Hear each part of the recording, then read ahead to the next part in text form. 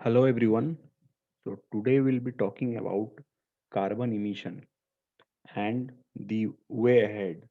So this comes under the portion of environment and climate change under GS paper 3.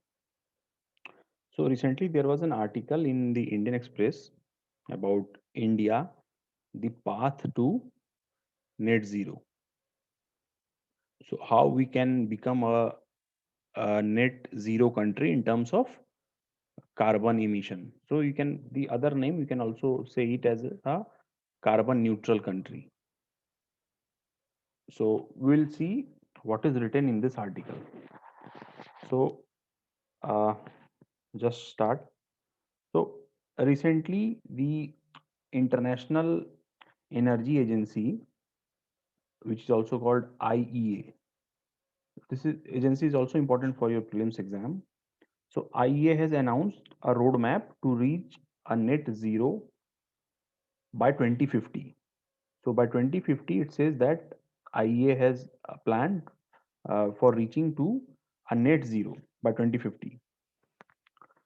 Uh, so, but in this article, it says that since this plan uh, cannot be implemented by having a policy of one size fits all approach.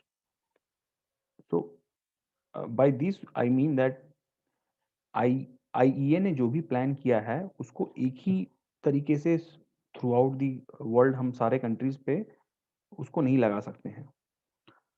तो आगे इन्होंने इस article में ये बोला है कि लगभग 1000 कॉरपोरेशंस ने have announced of becoming a net zero by 2050 and many are expected to follow the suit prior to COP 26।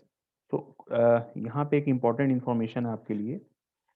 Corp 26, तो कॉप 26 ये कहाँ पे होगा? ये होगा आपका ग्लासगो में एट द एंड ऑफ 2021। तो सारे जो कॉप की मीटिंग्स होती हैं वो लगभग साल के अंत में होती हैं। तो ये कॉप 26 जो है ये ग्लासगो में होगा। तो इसमें इन्होंने बोला है कि 1000 कॉरपोरेशंस ने ऐसा बोला है कि वो नेट ज़ीरो बन जाएंगी बाय 2050 तक। तो उस और काफ़ी कंट्रीज़ ने भी ये प्लेज कर दिया है कि हम भी नेट ज़ीरो बन जाएंगे बाय 2050। तो ये नेट ज़ीरो है क्या? तो व्हाट इज़ नेट ज़ीरो? तो नेट ज़ीरो क्या है? तो there is no standard definition of net zero. The broader understanding is that it involves a combination of approaches targeted at reducing and removing emissions. तो ये कहता है कि net zero का कोई एक डेफिनेशन नहीं है जो यूनिवर्सली एक्सेप्टेड हो, पर ये काफ़ी कॉम्बिनेशंस और अप्रोच पे डिपेंड करता है।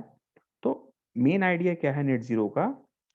बैलेंस का, to balance between GHG emission produced and removed from the atmosphere।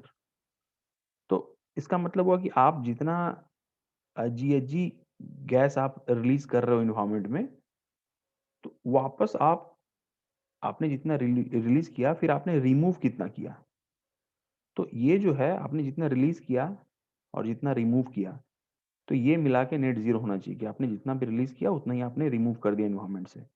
तो यहाँ पे नेट जीरो का मतलब ये नहीं कि हम लोग कोई भी ग्रीन हाउस गैसेस को का इमिशन ही बिल्कुल रुक जाएगा। ग्रीन हाउस गैस बिल्कुल हम प्रोड्यूस होगा इन्वायरमेंट में, लेकिन उसको हम लोग फिर न्यूट्रल भी करेंगे, उसको कैप्चर करेंगे, जिसको आगे हम डील करेंगे इस आर्टिकल में।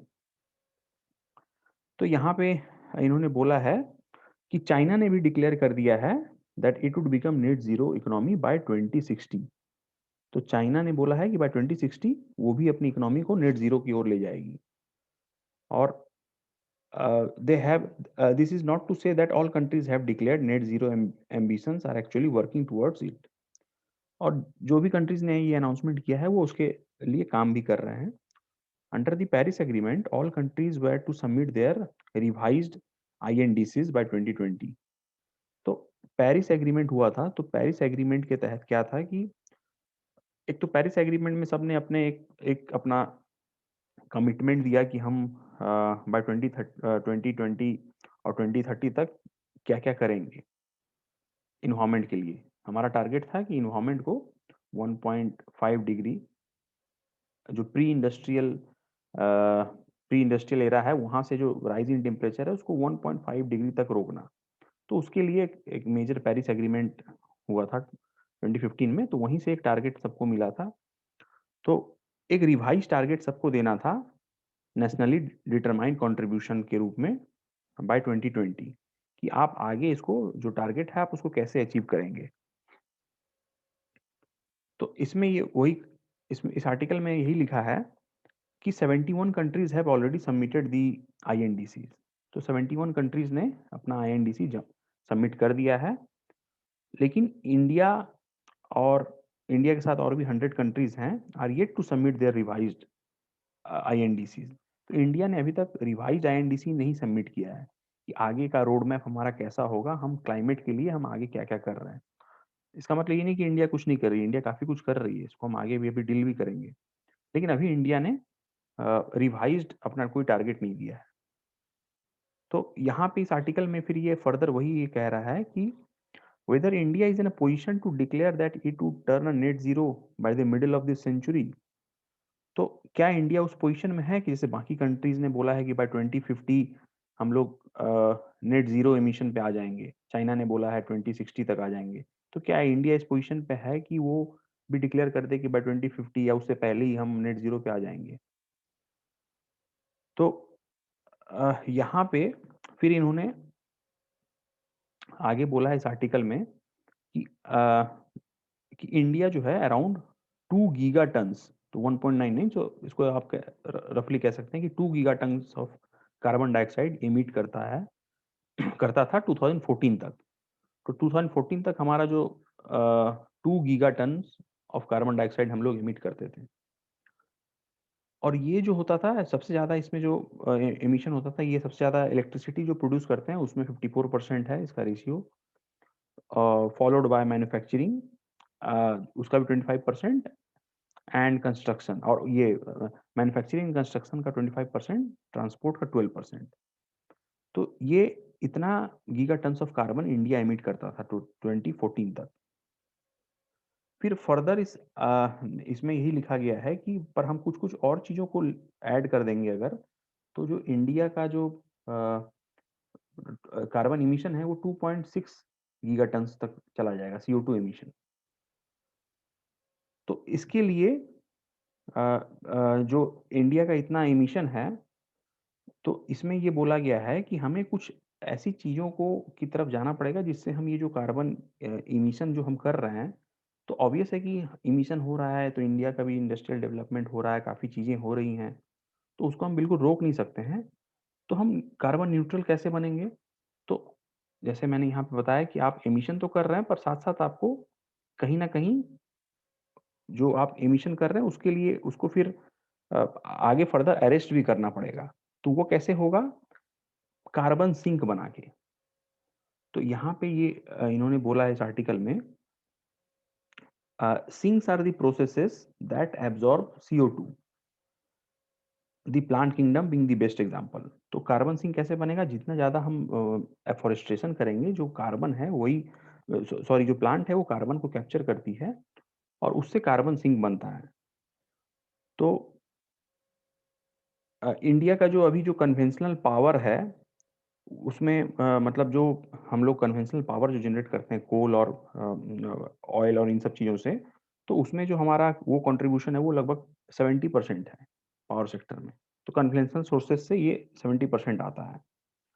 और यहाँ पे इस आर्टिकल में फर्दर ये कहा गया है कि अ, सोलर पे जो है हम बहुत ज़्यादा डिपेंडेंट नहीं रह सकते हैं, क्योंकि पीक जो पावर का डिमांड होता है वो लगभग रात के 8 बजे के आसपास आता है, जिस टाइम पे सोलर नहीं होता है।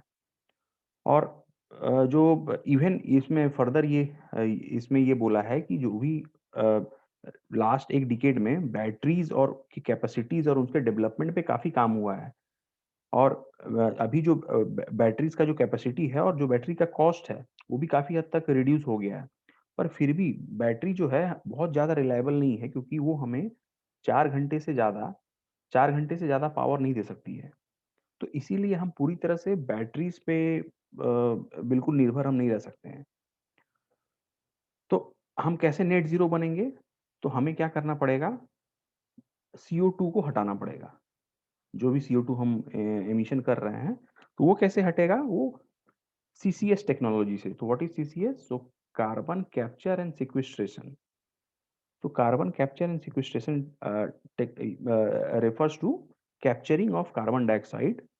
तो कहीं से जो भी कार्बन डाइऑक्साइड निकल रहा है, जो पॉइंट सोर्स है, जो पावर प्लांट है या कहीं पे कोई बड़ी इंडस्ट्री है, तो वहां से capturing CO2 from the point source and transporting it to the to locations which are underground. तो यहाँ से जहाँ जो भी एक आपका जो सोर्स ऑफ कार्बन है, यहाँ से जो भी कार्बन निकल रहा है, उसको कैप्चर करके हम बिलो ग्राउंड उसको डंप कर देते हैं। तो अंडरग्राउंड में तो जो भी जैसे आपके डिप्लीटेड ये कौन सी जगह है? तो ये जैसे हो सकता है आपका depleted oil fields, old deep mines. तो इन सब जगहों पे हम लोग जो कार्बन कैप्चर किया है हमने, यहाँ पे हम लोग डाल देते हैं।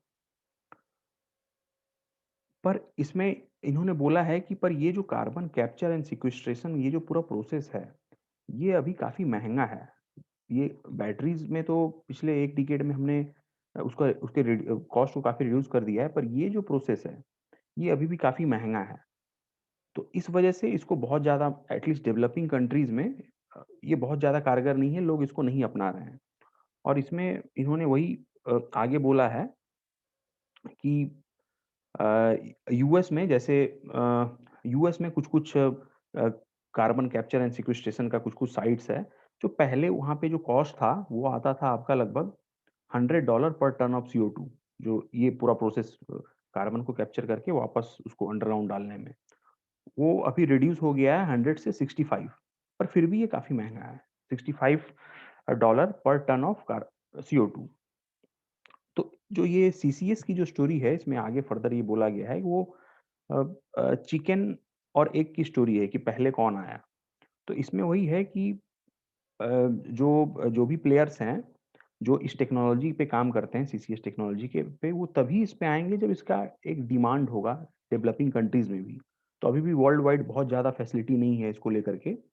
तो इसका डिमांड भी उतना नहीं है क्योंकि काफ़ी कॉस्टली है। तो इसमें उन्होंने बोला है कि जो भी एंटरप्रेन्योर्स हैं, इस चीज़ में तभी आएँगे जब उसका डिमांड बढ़ेगा। और डिमांड कब बढ़ेगा? डिमांड तभी बढ़ेगा जब इसकी जो प्राइस है वो अफोर्डेबल हो, मतलब प्राइस थोड़ी कम हो।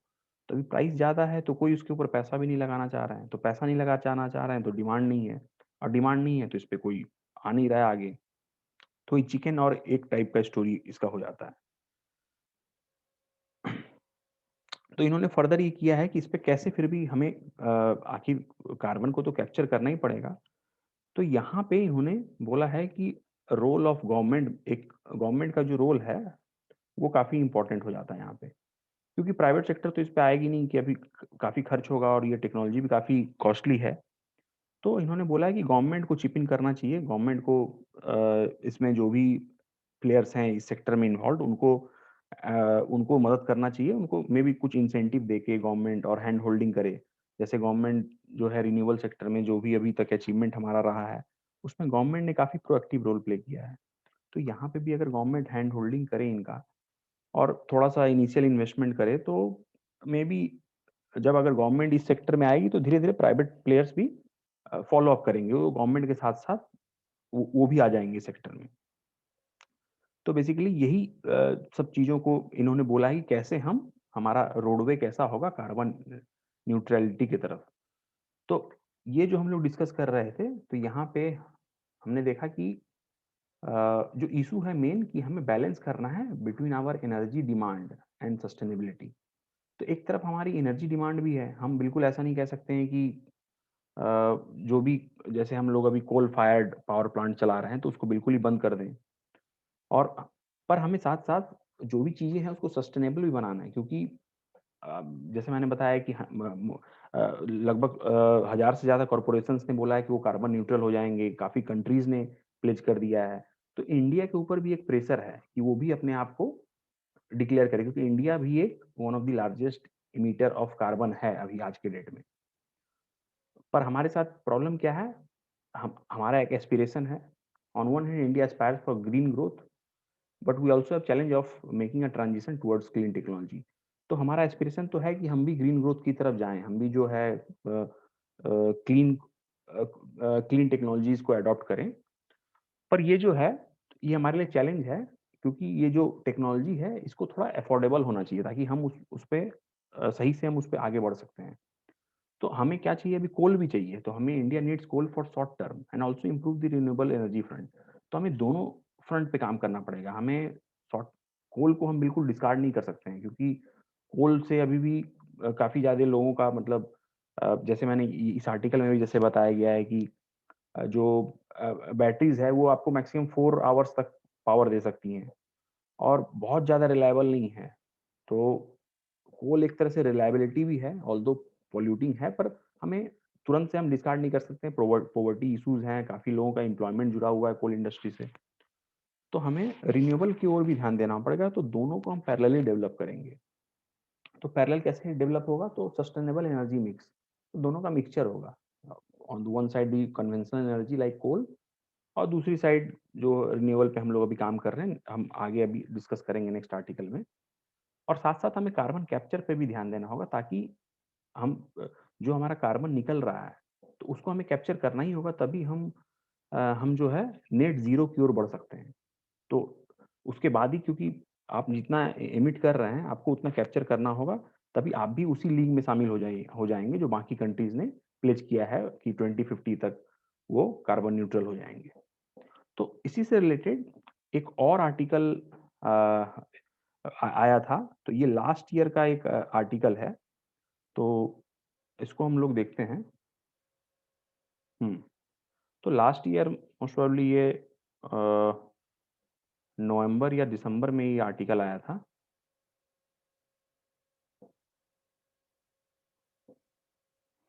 तो इसमें क्या है, वॉक द ग्रीन टॉक। तो इसमें इन्होंने बोला है कि if India has to meet the climate change mitigation target और even exceed them as PM has assured, it needs to take decisive action now. तो इंडिया को अगर ये जो क्लाइमेट टारगेट है हमारा, उसको अगर अचीव करना है, तो हमें डिसिसिव एक्शंस लेने होंगे। तो ये आर्टिकल कैसे स्टार्ट कर रहा है, तो 2020 में जो क्लाइमेट एम्बिशन समिट हुआ था 2020 में, क्लाइमेट एम्बिशन समिट, तो उसमें हमारे प्राइम मिनिस्टर ने बोला कि 2047 2047 हमारा 100 ईयर्स हो जाएगा इंडिपेंडेंस का। तो उन्होंने बोला कि India will not only meets its own target, but will also exceed expectation in terms of carbon emission. तो इन्होंने ये बोला कि इंडिया अपना टारगेट तो मीट करेगा ही, बल्कि जो भी हम लोग अभी बता रहे हैं, उसको हम लोग टारगेट है, उसको हम लोग एक्सीड कर जाएँगे, जो हमारा एक्सपेक्टेशन है in terms of carbon emission. तो इंडिया का टारगेट क्या है? तो इंडिया का टारगेट है 175 gigawatt of installed renewable capacity. By 2030 तक हमें 175 गीगावाट ऑफ रिन्यूएबल कैपेसिटी चाहिए। फिर आगे इसमें ये बोला गया है, PM Modi announced an ambitious plan to make India less dependent on coal and natural gas by aiming for 450 to 500 gigawatts of installed capacity by 2030। तो ये बहुत एम्बिशियस टारगेट है, लेकिन हमारा ये टारगेट पहले हमने आईएनडीसी में दिया था, पेरिस एग्रीमेंट में। फिर आगे हाँ, आगे हमारा टारगेट है कि हम इसको और ज़्यादा आगे तक लेके जाएँगे और ज़्यादा इसको बढ़ाएँगे। तो इसमें इन्होंने बोला है कि जब अनाउंसमेंट ऐसा हुआ था कि हम लोग इतना लेके जाएँगे, तो उस टाइम पे जो जस्ट लास्ट ईयर दिसंबर का ये आर्टिकल है, तो उस टाइम पे जो हमारे इंस्टॉल्ड रिन्यूएबल कैपेसिटी थी, वो थी 81 गीगावाट की, वो थी 81 गीगावाट। पर इसमें ये भी है कि पिछले 6 सालों में 2014 से लेके 20 तक में जो रिन्यूएबल कैपेसिटी में जो एनहांसमेंट हुआ है, वो ऑलमोस्ट 72% है। तो काफ़ी ज़्यादा रिन्यूएबल पे काम भी हुआ है। तो इसीलिए रिन्यूएबल की कैपेसिटी काफ़ी बड़ी है। तो अ, पर इसमें एक आगे इन्होंने और बोला है कि another important move that at first seem slow but now is irreversible is electrification of transportation. तो सबसे ज़्यादा जो इस पे काम हो रहा है, ट्रांसपोर्टेशन का पूरा इलेक्ट्रिफिकेशन हो रहा है। फॉर एग्जाम्पल जैसे इन्होंने बोला है कि Indian railway is expected to go fully electric by 2024। तो इंडियन रेलवे का अपना टारगेट है कि 2024 तक वो फुली इलेक्ट्रिफिकेशन हो जाएगी। तो यहाँ पे तो ये हम लोग इस पे सही चल रहे हैं, लेकिन सोलर इंडस्ट्री में अभी जो कोरोना का जो इम्पैक्ट आया, लॉकडाउन हो गया, उसके वजह से सोलर इंडस्ट्री पे कुछ फर्क पड़ा है। तो सोलर इंडस्ट्री में क्या हुआ, काफी ज्यादा जो पहले ऑक्शन हुए थे, कुछ कुछ ऑक्शंस वो कैंसिल हो गए। और ये कोविड के वजह से अचानक से इकोनॉमी पूरा डोलड्रम में चला गया और ये कैंसिल हो गया, इनको इन्वेस्टर फिर नहीं मिल रहे थे। और फिर रिसेंटली हमारा चाइना के साथ भी जो कोविड की वजह से क्या हुआ, एक जो सप्लाई चेन है वो डिस्टर्ब हो गया। तो हम लोग अभी सोलार इक्विपमेंट्स के लिए चाइना पे डिपेंडेंट है। सोलार इक्विपमेंट्स हम लोग चाइना से मंगाते हैं। तो कोरोना के बाद जो है वो पूरा सप्लाई चेन जो है वो पूरा खराब हो गया। तो सप्लाई चेन जब ये हो गया, तो क्योंकि हम लोग चाइना पे डिपेंडेंट है, तो ऑब्वियसली है कि हमारा रिन्यूएबल सेक्टर में भी उसका असर देखने को मिला। और फिर अभी चाइना के साथ कुछ कुछ अभी ऑनगोइंग इश्यूज चल भी रहे हैं, बॉर्डर इश्यूज है, टेंशंस हैं। तो इस वजह से भी हम लोग चाह रहे थे कि बिल्कुल हम चाइना पे डिपेंडेंट ना रहें। तो इस वजह से भी कुछ इंपोर्ट रेस्ट्रिक्शंस भी हो गए थे। तो यही इसमें बताया गया है कि लॉकडाउन की वजह से ग्लोबल सप्लाई चेन इम्पैक्ट पड़ा और उससे हमारा जो सोलर सेक्टर का जो भी अभी थोड़ा मूवमेंट हो रहा था वो स्लो हो गया अभी कोविड के दौरान। पर ये आगे कह रहा है कि पर उसमें भी जो हमारा टारगेट है 175 गीगावाट का, तो उसमें से जिसमें 100 गीगावाट आपको सोलर से चाहिए, पर 40 गीगावाट रूफ टॉप सोलर से हमारा टारगेट है बाय 2022। पर इस पे ज़्यादा काम नहीं हुआ है। इस पे हम लोग 40 में से अभी तक हम लोग बस 6 गीगावाट ही अचीव कर पाए हैं, जो कि काफ़ी पुअर है उस स्टैंडर्ड के हिसाब से। तो रूफ टॉप सोलर पे उतना काम नहीं हो पाया है। तो इसका इन्होंने मेन कारण बताया है कि पुअर रेगुलेटरी इन्वायरमेंट है। तो रेगुलेटरी इन्वायरमेंट पुअर कैसे है कि जो भी रूफटॉप सोलर पे था कि आपने अपने छत पे रूफटॉप यहाँ पे अपने छत पे लगा दिया सोलर, यहाँ से जो भी आप इलेक्ट्रिसिटी प्रोड्यूस करोगे, तो इसको जो भी पावर प्रोड्यूसर्स हैं, तो जो पावर प्रोड्यूसर्स हैं वो आपसे एक एग्रीमेंट करेंगे और जो इलेक्ट्रिसिटी आप यहाँ प्रोड्यूस कर रहे हो ये ऑब्वियसली है कि बैटरीज में स्टोर होगी और फिर उसको पावर प्रोड्यूसर्स लेके जाएंगे। पर अभी जो है जो कंज्यूमर्स हैं या जो जिनको अपने छतों पे लगाना है वो उनके पास चॉइस बहुत कम है, क्योंकि जो ये आपके डिस्कॉम्स हैं, ये जो आप आपसे बिजली लेंगी यहाँ से, ये जो यहाँ पे मीटर लगाती है कि भाई कितना आपने इलेक्ट्रिसिटी यहाँ से प्रोड्यूस किया, तो वो अभी जो करंट प्रैक्टिस है इनका वो अ, एक नेट मीटर या ग्रॉस मीटरिंग लगाती हैं, जबकि इनको लगाना चाहिए स्मार्ट मीटर। तो स्मार्ट मीटर में क्या होगा कि जब आपका पावर डिमांड हाई रहेगा तो आपका रेट भी ज़्यादा मिलेगा, और पावर डिमांड जब कम रहेगा तो आप उस हिसाब से रेट कम होगा। वो सिंपल मतलब मार्केट डिमांड एंड सप्लाई पे वो रहता है। तो उससे क्या होगा कि अगर स्मार्ट मीटरिंग रहेगा, तो अगर डिमांड ज़्यादा रहेगा तो आपको रेट भी ज़्यादा मिलेगा। तो उससे जो भी लोग हैं, जो पब्लिक अपने घर के छतों पे ये रूफटॉप सोलर लगाएंगे, उनको इंसेंटिव मिलेगा, तो उनको कुछ अट्रैक्शन होगा। अभी क्या है वो वैसा कोई स्कीम नहीं है, एक बार ही मतलब एक डील हो गई और उस हिसाब से अभी ये चल रहा है। तो इस वजह से बहुत ज़्यादा लोगों में इंथुजियाज्म नहीं है कि रूफटॉप सोलर पे काम करें। फर्दर इन्होंने ये भी बोला है कि लेकिन हाँ, इन्होंने बोला है कि बिगेस्ट चैलेंज जो है रिन्यूएबल के लिए वो क्या है, वो कोल ही है, क्योंकि कोल अभी भी जो है कोल से जो पावर है वो अराउंड 72% ऑफ यहाँ का इंडिया का जो इलेक्ट्रिसिटी है वो अभी भी कोल पे डिपेंडेंट है। और आगे फर्दर हम रिन्यूएबल को भले ही बढ़ावा दे देंगे, लेकिन 2022 तक भी कोल का जो परसेंटेज है ओवरऑल इलेक्ट्रिसिटी प्रोडक्शन में वो 72 से 65% तक ही बहुत ज़्यादा नीचे नहीं आ जाएगा। ये 65 तब भी रहेगा 2022 में भी। तो इन्होंने फर्दर आगे किया है कि अ, हम आगे कैसे बढ़ सकते हैं, वे फॉरवर्ड हमारा क्या होगा इस ओर। तो इन्होंने बोला है कि हमें जो पुराने जो कोल पावर्ड थर्मल पावर प्लांट्स हैं, तो उनको हम लोग शट डाउन कर सकते हैं। तो जो भी जैसे प्लांट जो अब 25 साल से ज़्यादा के हो गए, काफ़ी पुराने हो गए, तो उनको हम लोग धीरे-धीरे फेज़ वाइज़ मैनर में उनको क्लोज़ कर दें। पर वो करना इतना आसान भी नहीं होगा, क्योंकि जो अभी जो ऐसे पुराने प्लांट्स हैं, वो भी around 35 gigawatts of electricity produce करते हैं। तो अगर आपने इसको बंद कर दिया तो आपको कहीं से, क्योंकि डिमांड तो है ही आपको इलेक्ट्रिसिटी की, तो कहीं से तो आपको फुलफिल करना पड़ेगा। तो उसी में आपको पैरेलली रिन्यूएबल एनर्जी के ऊपर भी फोकस करना है और धीरे-धीरे आप जो पुराने कोल से जो भी पावर प्लांट चल रहे थे, उनको आप बंद कर सकते हैं। पर यहाँ पे ये थोड़े सरप्राइज़ हुए क्योंकि गवर्नमेंट जो है अभी कोल सेक्टर को भी गवर्नमेंट ने ओपन कर दिया और प्राइवेट प्लेयर्स को वहाँ पे भी मतलब कमर्शियल माइनिंग के लिए वहाँ पे बुला लिया। तो ये थोड़े सरप्राइज़ थे कि ऐसा आखिर गवर्नमेंट क्यों कर रही है। तो यहाँ पे है कि फिर आगे इन्होंने बोला है कि India plans to install an additional 60 megawatt of thermal power, तो व्हिच इज़ क्वाइट सरप्राइजिंग। तो अभी हम आगे जो है हम 60 megawatt of thermal power plant अभी और लगाने वाले हैं, न्यू थर्मल पावर प्लांट। तो इसी से ये थोड़ा सरप्राइज्ड हैं।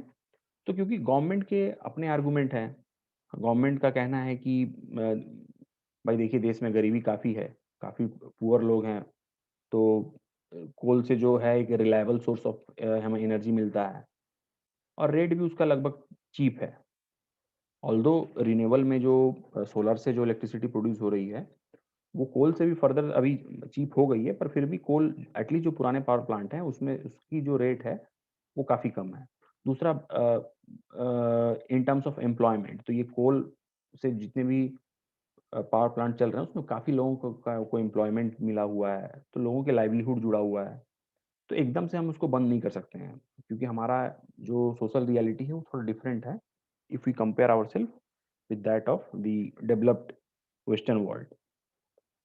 तो पर साथ-साथ हम क्या कर सकते हैं, जैसा हमने पिछले आर्टिकल में पढ़ा कि कार्बन सेक्वेस्ट्रेशन पे हम काम कर सकते हैं। तो कार्बन सेक्वेस्ट्रेशन पे काम कैसे होगा? तो हम रिफॉरेस्टेशन करेंगे। तो उसको जैसे हमारा टारगेट भी है कि इंडिया को हम लोग जो है अभी हमारा करंट जो फॉरेस्ट कवर है वो 21% है। उसको बढ़ा के हमें 33% करना है। तो पर यहाँ पे इन्होंने बोला है कि अ जो हमारा ग्रीन कवर है 21%, तो इसको भी 3 पार्टों में हम लोग डिवाइड करते हैं, वेरी डेंस फॉरेस्ट,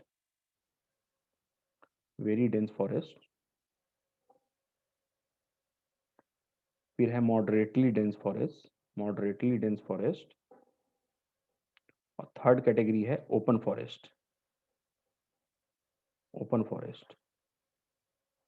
तो ये जो वेरी डेंस फॉरेस्ट है, ये 21 में से ये ओनली 3% है और ये दोनों 9% है। तो हमारा जो टारगेट है इस 21 को बढ़ा के 33 करना। पर ये एक्चुअल में हमें फोकस करना पड़ेगा ये वेरी डेंस वाले पे, क्योंकि और मॉडरेटली पे। ओपन फॉरेस्ट तो बहुत कम मतलब उसमें ट्री कवर काफ़ी कम रहता है। तो ये हमारा ऐसा मिक्स है, तो इनका कहना है कि पर हमें उस पे भी ध्यान देना है और हमारा जो एनडीसी था उसमें भी था कि हम एटलीस्ट कार्बन सिंक क्रिएट करेंगे। तो 2.5 to 3 billion tons of carbon sink create करेंगे थ्रू एफॉरेस्टेशन, तो वो भी हमारा एक टारगेट है। पर ये आगे ये फर्दर ये कहते हैं कि जो हमारा फॉरेस्ट कवर है, वो भी पर डिक्लाइन हो रही है धीरे-धीरे। तो क्योंकि बहुत ज़्यादा बढ़ नहीं रहा है और जो डिक्लाइन है वो खास करके प्रिवेलेंट है western Ghat and north east में। तो वेस्टर्न घाट जो है वो भी काफ़ी ग्रीन बेल्ट है, तो यहाँ पे भी फॉरेस्ट कवर काफ़ी है, तो यहाँ पे हो रहा है। और north east similarly north east में भी ये काफ़ी ग्रीन बेल्ट है, यहाँ पे भी काफ़ी बहुत ज़्यादा पेड़ों को काटा जा रहा है। तो उस पे भी हमें ध्यान देने की ज़रूरत है, तो हमें साथ-साथ बाकी जगह पे भी एफ़ॉरेस्टेशन करना है। तो और ये सब क्यों हो रहा है? ये सब सारा हो रहा है क्योंकि लोग एक्सपैंड कर रहे हैं, ह्यूमन का इंटरवेंशन है। वेस्टर्न घाट पे काफ़ी पैनल बन गए, यहाँ पे कस्तूरी रंगन पैनल और भी 1-2 पैनल बने थे, कंज़र्वेशन ऑफ वेस्टर्न घाट। तो इंडिया को क्या करना पड़ेगा? इंडिया मस्ट प्लान अ ग्रीन रिकवरी। तो हमें ग्रीन रिकवरी प्लान करना पड़ेगा from the current covid crisis. तो कोविड-19 जो क्राइसिस आया था, उसके बाद हमें एक ग्रीन रिकवरी प्लानिंग करना पड़ेगा ताकि हम कैसे हम जो है अपने एफ़ॉरेस्टेशन पे ध्यान दें, कार्बन सिंक हम ज़्यादा से ज़्यादा क्रिएट करें और अ, जैसे मैं यहाँ पे बता रहा था कि जो गवर्नमेंट फिर भी अभी आपको कोल फायर्ड पावर प्लांट लगा रही है, तो एक तो ये था कि वो भी लोग काफ़ी यहाँ गरीब हैं, हमारा डायनामिक थोड़ा अलग है। कोल से जो पावर प्लांट चलता है वो रिलायबल है, चीप है, एम्प्लॉयमेंट जनरेट करता है। और तीसरी जो इम्पोर्टेंट बात है कि हम लोग अभी भी हमारा जो पर कैपिटा एमिशन है, वो 1/10 ऑफ द यूएस है और 1/4 ऑफ चाइना। जितना चाइना प्रोड्यूस करती है पर कैपिटा जो कार्बन एमिट करते हैं वहाँ के लोग, उससे हम इंडिया को कंपेयर करें तो 1/4 है और यूएस से 1/10। तो अ, इस आर्टिकल में तो नहीं, पर हम मतलब इन जनरल हम कह सकते हैं कि हमें तुरंत, जैसे इन लोग अगर चाइना ने बोल दिया है कि हम 2060 तक अ, कार्बन न्यूट्रल हो जाएँगे, तो हमें इतनी जल्दी प्रेशर में नहीं आना चाहिए, क्योंकि जो और भी जो बाकी कंट्रीज़ ने बोला है बाय 2050, तो these are all developed countries. तो इन्होंने ख़ास करके जैसे जापान, साउथ कोरिया, तो ये सब कंट्री ऑलरेडी ये इंडस्ट्रियल डेवलपमेंट काफ़ी पहले अचीव कर लिया और एक स्टेबिलिटी उनके इकोनॉमी में आ गई है। तब ये कह रहे हैं कि हम कार्बन न्यूट्रल हो जाएँगे। वैसे ही चाइना हमसे लगभग ऐसा बोला जाता है कि 15-20 इयर्स इकोनॉमिकली आगे है। तो चाइना का भी एक अच्छा मैन्युफैक्चरिंग बेस बन गया है और वो अभी है ही manufacturing powerhouse of the world बोला जाता है चाइना को।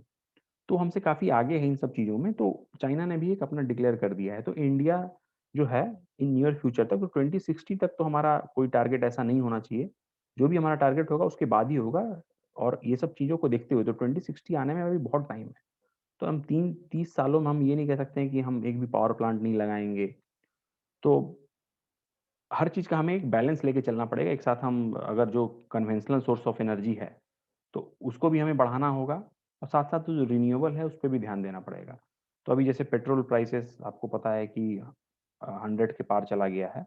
तो उसपे भी एक आर्गुमेंट आता है कि कुछ लोग कहते हैं कि अच्छा है कि ये इतना पेट्रोल प्राइसेज़ और ये सब ज़्यादा होना चाहिए, ताकि रिन्यूएबल को इससे बढ़ावा मिलेगा। तो लोग जो है वो मोटर बाइक लेकर के ज़्यादा चलेंगे, जो इलेक्ट्रिक व्हीकल्स है। तो अपना जो गवर्नमेंट की अपनी पॉलिसी है, उसपे भी हम थोड़ा उसपे फ़ोकस कर पाएँगे। तो इसमें जो है एक और आर्टिकल था जो मैं यहाँ पे नहीं उसको ये किया हूँ, पर उसमें यही था कि हम कैसे किन-किन सेक्टर्स में हम अपना जो ये कंज़म्पशन है या एमिशन जो है, उसको कम कर सकते हैं। तो पहला था ये पावर सेक्टर में। तो पावर सेक्टर में था कि जो पुराने पावर प्लांट्स हैं, जैसा मैंने बताया कि उसको हम धीरे-धीरे फ़ेज़ आउट करें, पुराने पावर प्लांट्स को। और जो नए हम प्लांट लगा भी रहे हैं, उसमें टेक्नोलॉजी का काफ़ी ज़्यादा यूज़ होना चाहिए, ताकि वो ज़्यादा एफ़िशिएंसी से काम कर सकें। तो नए टेक्नोलॉजी के साथ हम ज़्यादा एफ़िशिएंसी से अगर उस पावर प्लांट को लगाएँगे, थर्मल बेस्ड पावर प्लांट, तो उससे भी जो है हमारा जो एमिशन है, उसपे थोड़ा कंट्रोल होगा। सेकंड था आपका ट्रांसपोर्टेशन सेक्टर।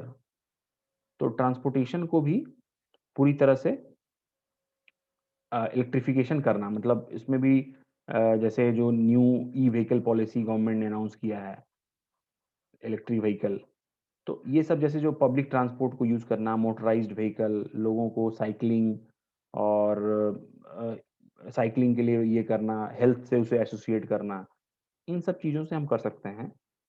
और थर्ड इसमें था कि मैन्युफैक्चरिंग, तो मैन्युफैक्चरिंग में भी जो कार्बन एमिशन होता है, तो उसको भी कैसे हम इंडस्ट्री को हैंड होल्डिंग करें, रूफटॉप सोलर और इन सब चीज़ों पे उनको भी लेकर के आए हैं। तो उससे भी वहाँ पे भी जो है हमारा जो कार्बन एमिट हो रहा है, उसको भी हम रिड्यूस कर सकते हैं। मूविंग ऑन, तो यहाँ पे हम ये डेटा आपको प्रीलिम्स और मेंस के पॉइंट ऑफ व्यू से काम आएगा। तो यहाँ पे आप देख सकते हैं, जैसे अभी भी जो है हमारा इंस्टॉल्ड पावर कैपेसिटी जो है, ये डेटा जो है आप ध्यान रखिए, जस्ट 1 साल पहले का डेटा है। तो इसमें इंस्टॉल्ड पावर कैपेसिटी में जो 53% है वो कोल से हमें आता है, 36.2% जो है रिन्यूएबल से आता है। सिमिलरली गैस से लगभग 7% है, न्यूक्लियर से 1.8, और न्यूक्लियर भी बहुत कम है, तो इसे भी हमें बढ़ाने की ज़रूरत है। लिग्नाइट से 1.8 है, डीज़ल से 0.1, तो काफ़ी कम है। अब ये जो रिन्यूएबल है, तो ये हमारा टारगेट है इसको लगभग 40% एनर्जी मिक्स का करना बाय 2030। तो ये रिन्यूएबल में भी आप ध्यान रखिएगा कि जनरली लोग प्रीलिम्स में क्वेश्चन आता है, तो सोलर पावर लगता है कि सबसे ज़्यादा होगा, पर ऐसा नहीं है। सबसे ज़्यादा क्या है? Large hydro. और कल के आर्टिकल में हमने डिस्कस किया था कि गवर्नमेंट ने चेंजेस किया था, तो जो भी 25 मेगावाट से ऊपर के पावर प्लांट थे, उनको भी अब रिन्यूएबल सेक्टर में हम लोग अब ऐड करते हैं। पहले नहीं करते थे, पहले जो इससे छोटे थे, जिनकी इंस्टॉल्ड कैपेसिटी इससे कम थी, उसी को हम लोग रिन्यूएबल में रखते थे। अब इससे 25 मेगावाट से ज़्यादा भी है, उसको भी हम रिन्यूएबल में रखते हैं। तो लार्ज हाइड्रो का सबसे ज़्यादा है, फिर है विंड पावर, सोलर से भी ज़्यादा है विंड पावर, फिर है सोलर, फिर है बायोमास और फिर स्मॉल हाइड्रो। तो ये एक एनर्जी मिक्स है, इसको आपको थोड़ा मतलब याद रखना, याद तो नहीं, मतलब एक जो ट्रेंड है उसे आपको ध्यान में रखना होगा। फिर इसी के लिए हमने जो सोलार के लिए जो इंटरनेशनल सोलर अलायंस इंडिया ने बनाया है, प्रपोज किया था, और headquarter is in new Delhi. तो उसमें भी एनटीपीसी ने बोला है कि वो कंट्रीब्यूट करेगी $1 मिलियन। तो एक कॉर्पस फंड बनाया जा रहा है इंटरनेशनल सोलर अलायंस के लिए, और 15 million that India is providing to the ISA. तो इंडिया जो है इस फंड में $15 मिलियन पैसे डालेगी। तो वही है यहाँ पे कि और भी जैसे ministry of new and renewable energy have already committed 1 million each. तो IREA, Indian renewable energy development agency, solar energy corporation of India, ये सब लोगों ने 1 मिलियन ईच दिया है। एनटीपीसी ने दिया, कोल इंडिया एंड नाल्को भी जो है उतना ही अमाउंट लगभग देगी। तो ये दिखाता है कि हम जो है इन सब चीज़ों को लेकर के थोड़ा सीरियसली हम इसको लेकर के बढ़ रहे हैं। ऑल्दो इंडिया ने कोई अभी बहुत ज़्यादा स्ट्रॉन्ग कमिटमेंट नहीं दिखाया है, पर जो भी हम लोग इस रिन्यूएबल सेक्टर में कर रहे हैं, वो काफ़ी सराहनीय है, क्योंकि अभी तक पिछले 6 सालों में लगभग 72% का ग्रोथ है रिन्यूएबल में, और आगे भी फर्दर हम उसको बढ़ा ही रहे हैं, उसमें इन्वेस्टमेंट कर रहे हैं। तो साथ-साथ हमें और भी चीज़ें, जैसे हम सोलार जो पैनल्स हैं, सोलर पैनल्स, तो उसपे हम चाइना पे डिपेंडेंट हैं, तो उसको भी हमें घटाने की ज़रूरत है। जो इंडिजीनियस जो भी ये पैनल को बनाते हैं लोग, उनको थोड़ा सब्सिडी और इन सब चीज़ों से हेल्प करें। और फिर भी हम चाइना पे डिपेंडेंट रहेंगे, क्योंकि इसमें कुछ रेयर अर्थ मिनरल लगती है इसको, इसकी मैन्युफैक्चरिंग में, तो इंडिया में वो काफ़ी कम है। इसलिए भी हम चाइना पे डिपेंडेंट हैं, तो फिर भी हम थोड़ा डाइवर्सिफ़ाई करें मार्केट को, किसी दूसरे मार्केट से लेके आएँ। और एटलीस्ट हम लोग जो जैसा हमने डिस्कस किया कि सेक्टर वाइज़ हम लोग बढ़ सकते हैं, कि जैसे पावर सेक्टर हो गया, ट्रांसपोर्टेशन हो गया, मैन्युफैक्चरिंग हो गया, तो इन सब सेक्टर में हम कैसे कम कर सकते हैं कार्बन इमिशन को, और साथ-साथ कार्बन कैप्चर एंड सिक्वेस्ट्रेशन पे भी हमें ध्यान देने की ज़रूरत है। तो इस पे भी जैसे गवर्नमेंट, पिछले आर्टिकल में हमने देखा कि गवर्नमेंट इस पे थोड़ा खुद से आगे आए और इन्वेस्टमेंट करे, तो प्राइवेट सेक्टर भी फ़ॉलो अप इस पे लेगी।